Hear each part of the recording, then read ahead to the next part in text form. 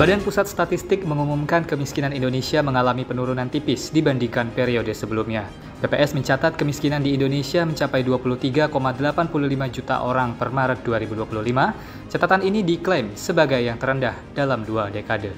Sementara itu, angka ini menurun 0,21 juta orang terhadap September 2024. Sementara itu, persentase penduduk miskin pada Maret 2025 sebesar 8,47%. Turun 0,10% poin terhadap September 2024. Di sisi lain, kemiskinan di perkotaan alami kenaikan dari 6,66% menjadi 6,73%. Sementara itu, jumlah persentase penduduk miskin di pedesaan pada Maret 2025 mencapai 11,03%, menurun dibandingkan September 2024 yang sebesar 11,34%. Penurunan kemiskinan di desa seiring dengan kenaikan nilai tukar petani. Adapun jika dilihat secara kewilayahan, persentase penduduk miskin masih terkonsentrasi di Pulau Jawa, yakni 12,56 juta orang, kontribusi 52,66% terhadap jumlah penduduk miskin nasional.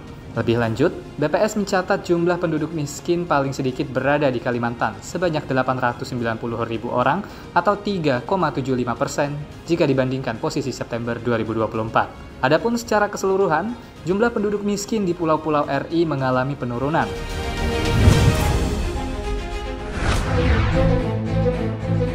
Pemerintah memutuskan untuk menghapus klasifikasi beras jenis medium dan premium dari pasar. Langkah ini diambil sebagai respons atas maraknya temuan beras oplosan yang dijual tak sesuai mutu dan label oleh sejumlah produsen. Menko Pangan Zulkifli Hasan mengatakan, selama ini perbedaan medium dan premium hanya bersifat komersial, bukan dari jenis beras itu sendiri. Oleh karena itu, pemerintah akan menyederhanakan klasifikasi menjadi satu kategori umum saja, jadi hanya beras. Menurutnya, ke depan, pembeda dalam kategori beras akan didasarkan pada jenisnya, seperti pandan wangi, basmati atau japonica, yang termasuk dalam klasifikasi beras khusus, namun tetap harus mendapat pengakuan resmi dari pemerintah. Sementara itu, saat dikonfirmasi terkait harga jual beras tanpa klasifikasi beras medium dan premium nantinya, Zulkifli mengaku masih akan berdiskusi lebih lanjut bersama Kementerian Pertanian dan Badan Pangan Nasional. Ia menyebut besaran harga akan diumumkan setelah pembahasan selesai.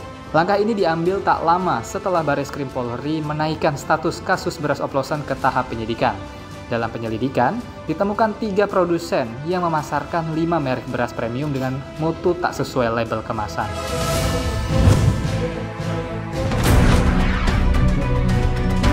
Kabar gembira bagi pengelaju dari Tangerang Selatan menuju Jakarta, di mana operator moda raya terpadu Jakarta yakni PT MRT Jakarta Perseroda resmi memulai feasibility study alias studi kelayakan bersama PT Bumi Serpong Damai Tbk atau Sinarmas Land. Studi kelayakan ini untuk pengembangan rute baru MRT dari Lebak Bulus menuju Serpong. Inisiatif ini ditandai dengan penandatanganan nota kesepahaman antara kedua belah pihak untuk melakukan kajian komprehensif terkait skema pembiayaan, teknologi, dan trase proyek. Direktur Utama MRT Jakarta, Tuhiat mengatakan, pihaknya dan Sinarmas Land akan melakukan kajian terkait perpanjangan jalur MRT. Kajian itu mencakup penentuan trase, skema kelembagaan, hingga skema pembiayaan. Terkait pembiayaan, Tuhiat menyebut proyek yang akan dibangun berbeda dengan proyek MRT sebelumnya. Jika sebelumnya MRT mendapat pendanaan dari Japan International Cooperation Agency atau JICA, kali ini MRT akan mencoba menggandeng pihak swasta. Sementara itu, Deputi Group CEO Strategic Development and Asset Sinarmas Land, Heri Hendarta, menyatakan, dari estimasi 100.000 pengguna harian layanan MRT, diperkirakan sebanyak 25%-nya dapat terserap melalui stasiun-stasiun yang ada di BSD City. Namun belum diketahui kapan proyek perpanjangan ini akan digarap, termasuk nilai proyek, rincian rute maupun jumlah atau titik stasiunnya.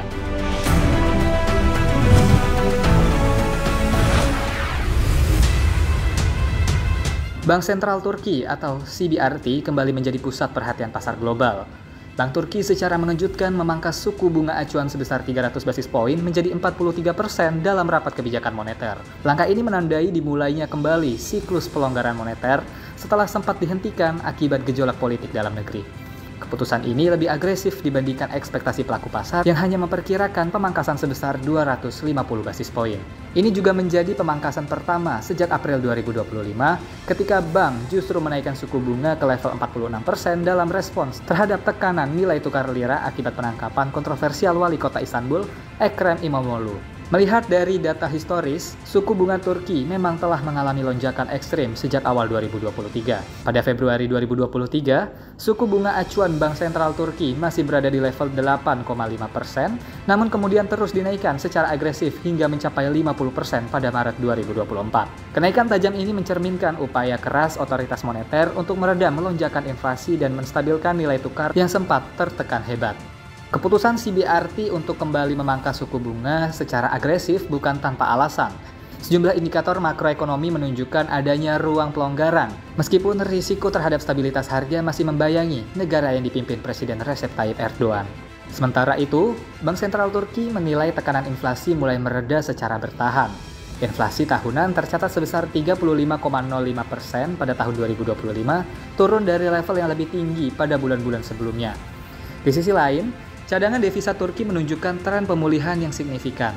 Tercatat bahwa cadangan devisa naik dari 57,6 miliar dolar Amerika Serikat pada awal Mei 2025 menjadi 83,3 miliar pada Juli 2025. Kenaikan ini mencerminkan penguatan posisi eksternal Turki secara bertahap namun konsisten.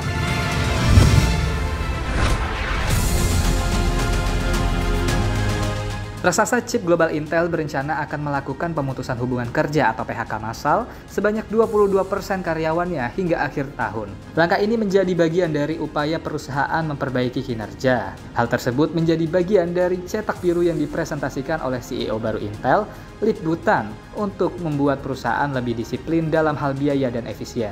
Kepala Keuangan Intel David Zinsner mengatakan Intel mencoba mengambil pendekatan bedah dan menghapus beberapa lapisan manajemen menengah dengan persentase mencapai 50%. Perusahaan awalnya berencana memangkas tenaga kerja sebesar 15% dari 96.400 yang dilaporkan pada akhir Juni. Lebih lanjut, Intel berencana untuk mengurangi jumlah karyawan menjadi hanya 75.000 pada akhir tahun.